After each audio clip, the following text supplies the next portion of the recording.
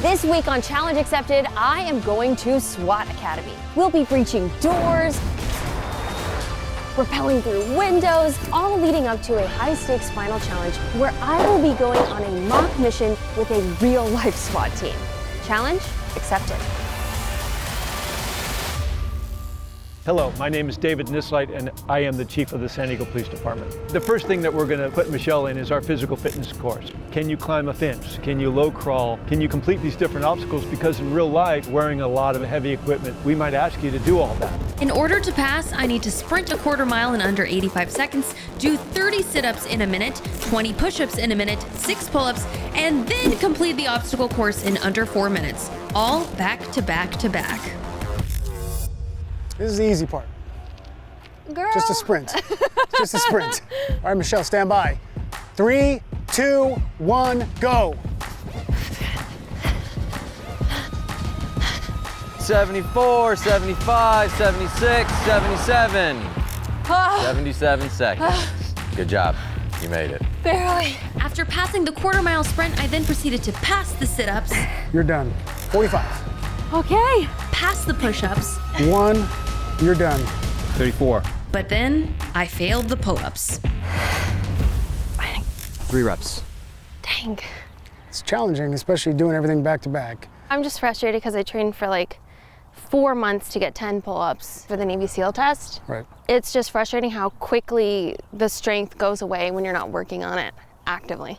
But even though I failed the pull-ups, they still let me try the final event, the obstacle course. The obstacle course needs to be ran in 4 minutes and under. So the required equipment, as you already have on, long pants, shoes, gloves, and you have body armor underneath it. I do. So there are a lot of different obstacles throughout this. Which one is the most difficult? I would say the dummy drag is probably the hardest for folks carrying about 180 pounds. Your legs feel like jello. Okay, hold on. 3, 2, 1, go. Good job, Michelle. Control your breathing. Come on. Use those arms. Hook that leg. Come on. Hook that leg. Let's go. Nice. Get your body nice and low. Good. Nice. Nice. Good technique. You're almost there. There you go. Okay, you're coming up to the window now. Get through. Tuck and roll. Come on, girl. There you go. There you go. You got this. Use your hips. There you go. Swing your hips. Hook that leg. Hook it. Good job. Let's go. Okay, use your legs, Michelle. Let's go on this one. Short little step. Nice. Whatever you do, just keep moving your legs. Keep moving your legs. You're doing great. Drag it any way you can, Michelle. We can't stop here. We can't stop here. Let's go. You can. You got it. You can do this. Let's go. Let's go. Let's go. Keep going, and drop. Drop it. Let's go. Now you got a fence. When you go over this fence, I want you to control your descent on the way down. There you go. Nice. Nice job. Drop and go. Drop and go. Come on. Hook that leg. Come on. Get it up there. Get it up there. Let's go. Let's go. Go, Michelle. Come on. Get up and go. Let's go. Here we go, Michelle. Almost there. Use those legs up. Get through. Here we go. Nice. Roll. Let's go. Roll. Get your head. All right, all the way up. Slow descend. There you go. 1 foot at a time. Let's go. Let's go. Let's go. Go. Go. Go. Sprint through. Sprint through. Sprint through. Go. Go. Go. Time. 5:55. 5:55. Okay. Good job. So obviously, I have not passed the entrance qualifications for being a part of SDPD SWAT. Unfortunately, you have not. Doing it with the vest is so much harder. That was impressive. Well done. Thank you. The term SWAT stands for Special Weapons and Tactics. Entry training is one of the most integral things that we do. It really relies on teamwork. It's tough. The training is tough.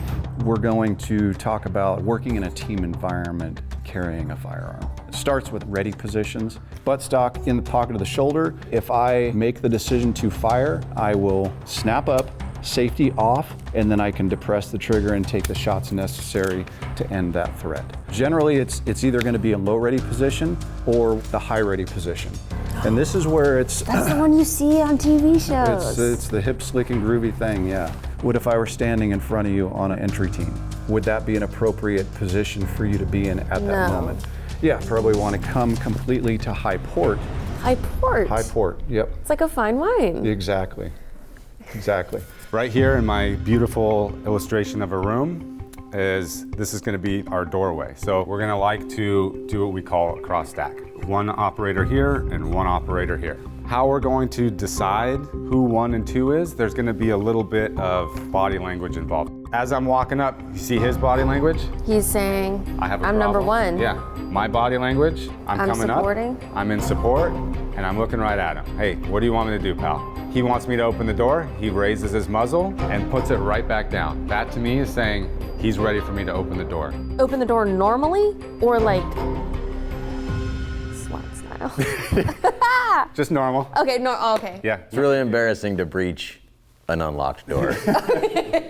That's a big misconception about SWAT, is that we're going to get to a scene and we're going to jump out of our truck and run right up to the door and kick it in and go fully tactical, like right when we get there. But that's almost the exact opposite of what we do. We're going to get to a scene and we're going to do everything we can to try to slow things down, de-escalate, and try to negotiate and have them surrender peacefully. That's always the goal, and to be honest with you, that happens a majority of the time. I open the door, and then he's gonna step into the room, going path of least resistance, and I get in right behind him. When you're coming into the room, we call this the hard corner. The hard corner? Yeah, you have to check this. There's no way that we're gonna be able to see if somebody's standing right here, so that's why it's called the hard corner. The magic here, if you will, is gonna be the placement of our feet. Ooh! And we're covering each other as fast as we can through here. It's like your dancing partners. It's like a dance, but I want a different partner. You don't like dancing? You have good footwork. Move past it. Yeah. So we get in there, and then we're gonna start scanning the room. Muzzle pointed, you can be looking right over the top of your sights because you want to be ready for something that needs to be addressed. There it is.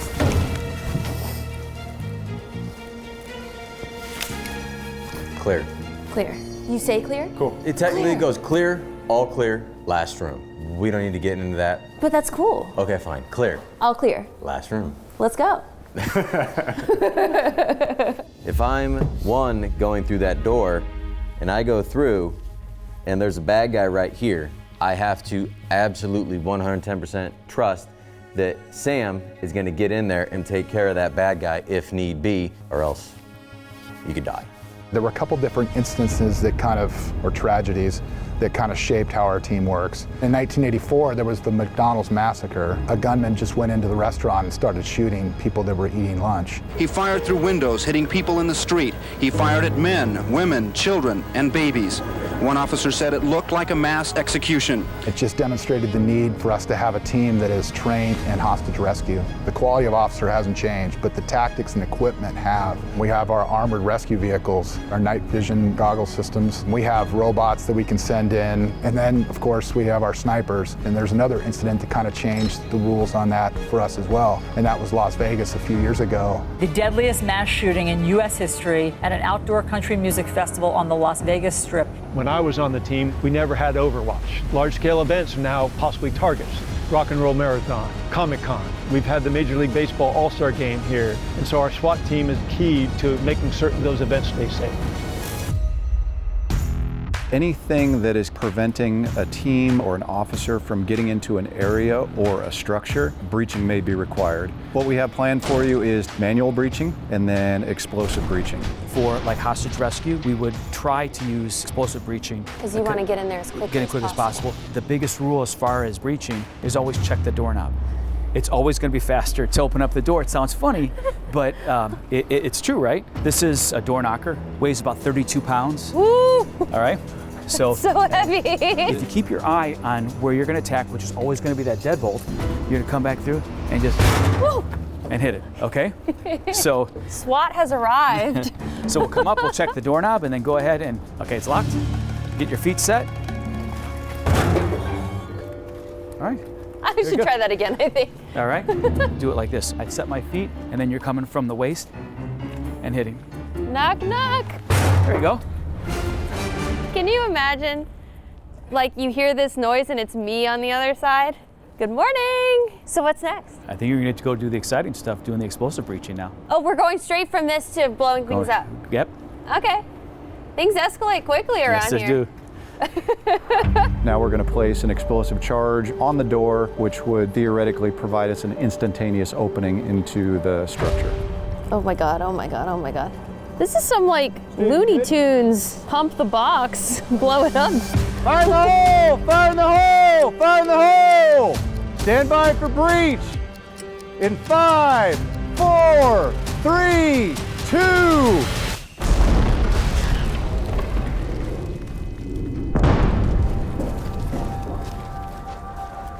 Positive breach! Everybody good in here? Yeah. All right, and cut it. Scenario over. That was full on Wile E. Coyote. We literally had a wire with a button. Blow it up. How does it feel to push the button? You're gonna find out in a second. I'm gonna be Wile E. Coyote? Yeah. Yep. Yes! Just get in the habit of tucking your head. That way, if there is any overpressure, as you initiate the charge, it bleeds over the top of your helmet. Okay. Rotate the cam safety up so you're seeing red. And then this is the trigger right here. When That's you the get to button. 1, that's when you press the button.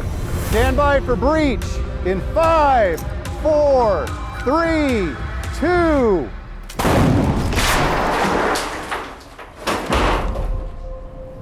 And then fall in with them. Positive breach. Oh my gosh, it felt so epic. Yeah. Pushing a button like Wile E. Coyote. Bam! It's way cooler oh my than gosh. Wile E. Coyote. Yeah, okay, it's Yeah. way cooler than way cooler. Yeah. One of the things we're going to have Michelle do this week is rappelling. A little birdie told me that Michelle might have a little bit of fear of heights, so this is going to be interesting. What we've set up here is a scenario where we have a window about 40 feet up, and then we have another one about 20 feet off the ground below us. We're going to get comfortable bounding into that window. Woo! So this is fully safe. Yeah, we do it all the time. Okay. One of the reasons why we do this, it has real-world applications. We've had some missions where we've had to put officers in a rappel position to close off avenues of escape, but also goes back to that trust. Not only trusting in your teammates, but also trusting in your equipment. Keep hold of the windowsill, very good. And just kind of reverse pull up right into your brake. Good, you've got your brake strand, and you're not going anywhere until you decide that you want to start moving. Release it a little bit, and you can get an idea of how you control the friction. Very good. Good. This is kind of fun, actually. Good. Woo, window, what do we do? That's okay. Just go ahead and rappel right past it. Good. Nice work. Remember, if there's tension in that hand, tension in your body, it's gonna put tension on the line. Good, there you go. Oh my God. That was really good. I didn't look down once. Now we'll just work on your comfort with that level of friction and your brake looking hand, cooler? controlling that brake hand, and you'll start to go a little bit faster, and we'll work into it. Okay, now we get to have fun. All right, let's do it. Now we can get our feet on the wall a little bit more, what we call bailing out a little bit. Ah, You're gonna end up going a little bit faster. Nice. You got it. Keep going. Good. Very nice. For our next one, we're gonna try to bound past the window. You're just gonna push a little bit, release, down to the bottom of the window. Big Little bound. feet. Big bound. Nice. Nice. Good job. Now we're gonna work on trying to bound into a window. Okay? Ooh. How do you land? Like Spider-Man? No.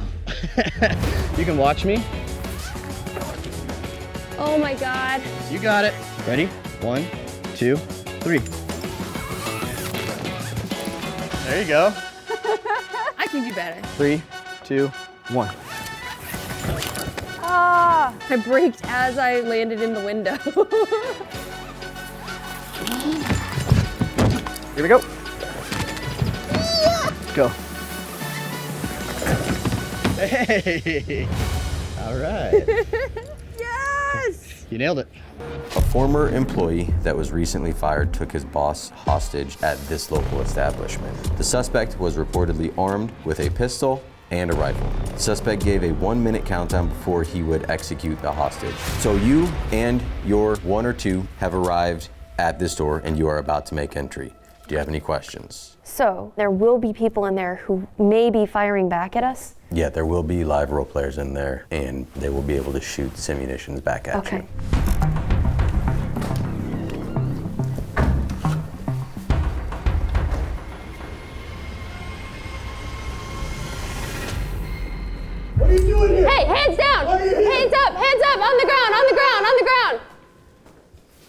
And end scenario. I said hands down. Stress is starting to take over, which bottled you up getting through that door. Getting bottled up in the doorway is one of the worst possible things you can do. That's called the fatal funnel. The more time you spend there, the likely you are to get hit. Okay. So you've got to get through that doorway.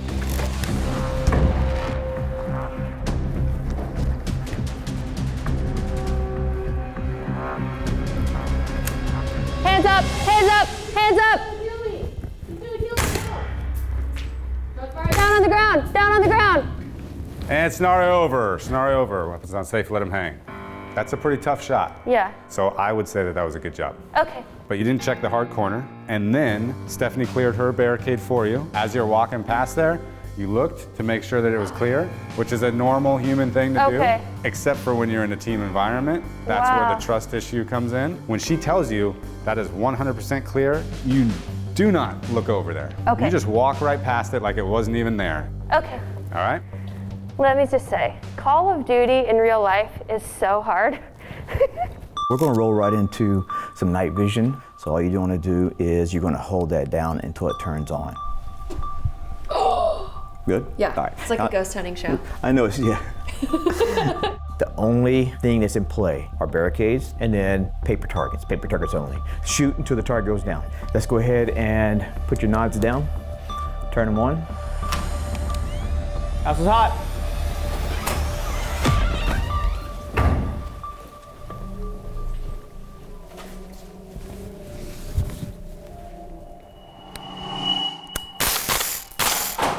Scenario over, put them safe, let them hang. After night vision, the instructors wanted to introduce a concussive explosive device known as a flashbang into the next scenario. But first, they wanted me to experience the blast firsthand.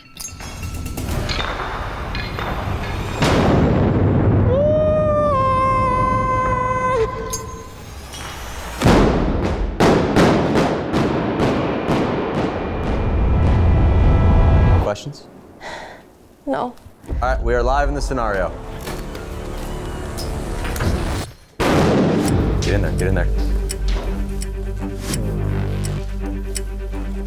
Hands up, hands up, hands up.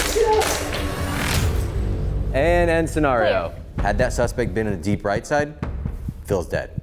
I know that the flashbangs scare you, but you've got to get in there. Okay. You've got to be his two into that room, or else you're doing him a disservice, and frankly, you're doing the hostage a disservice. And once that trust falls apart, the entire thing falls apart from there. Does that make sense? Absolutely. For Michelle's final challenge today, we're at Strategic Operations, which is owned and operated by Mr. Stu Siegel. This is a movie set, and in movies they try to make things realistic, so in training it's the same way. So we're gonna have real-life dispatcher, our air support unit helping us out, other SWAT operators with her, everything that we would have in a real scenario. All right, we are live in the scenario. 3, 2, 1, John, shots fired, shots fired! Cover shots fired, 4705 Rockland Road. 315 King, show us en route to code 12. 321 John, I'm shot in the leg. I think it's broken. I can't walk. 321 John Temper, covers en route. Yeah, well, we see the suspect. It looks like he's elevated in a third story. He's only about 60 feet away from the officer who's still taking cover. So the officer is pinned down by an elevated suspect. Let's move, let's move. Cover my right, Michelle, cover my right.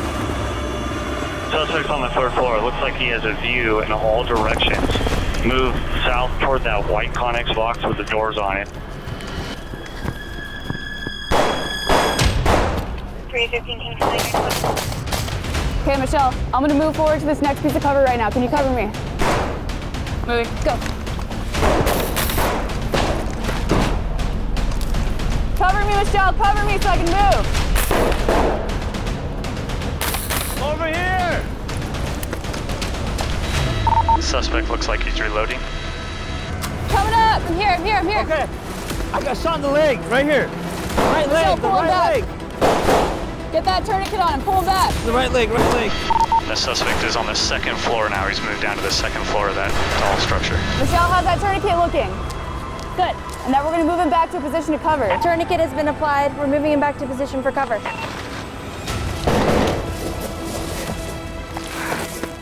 We need you to cover us so we can move back and do the extraction. Got it. Okay, Michelle, ready?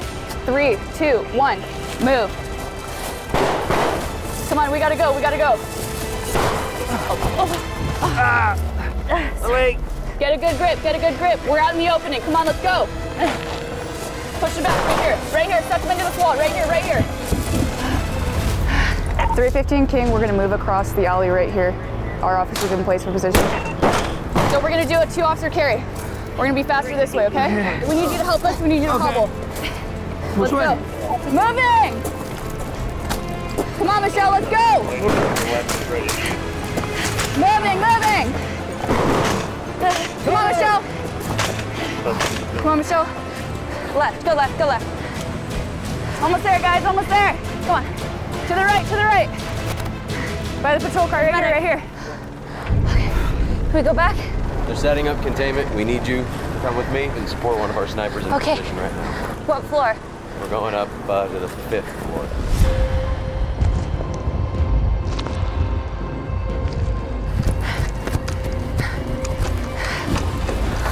Our target building is going to be the 3-story at the end of the road with the camo roof. Do you see it? Yeah, I do. If you can key up the mic and check in, just let them know that we have a sniper in position up here. Sniper 1 will be Car 8 and Gas Tiger. We are set up 50 yards off the 1-2 corner of the target on the 5th floor of the tower. Our entire job is to stay here and gather intelligence for the team that is going to end up moving up on him. Sniper 1, he just threw something out the window. Why not take a shot now? Well, right now he's not posing a threat to anybody. He's just a lone barricaded suspect. Even though he already shot someone? Yes. Suspect surrender and comes out to our position. Chris, come down the stairs. You gotta yell louder. Chris, come down the stairs. Put your hands behind your head. Slowly walk back towards my voice. Keep walking. You're doing fine, Chris. Keep it up. You're doing fine, Chris. Keep it up. Stop. All right, go ahead and handcuff him.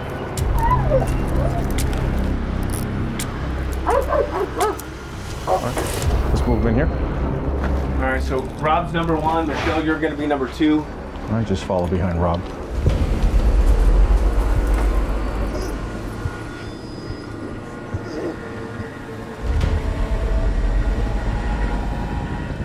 All right, Sarge, first floor is clear. Move up.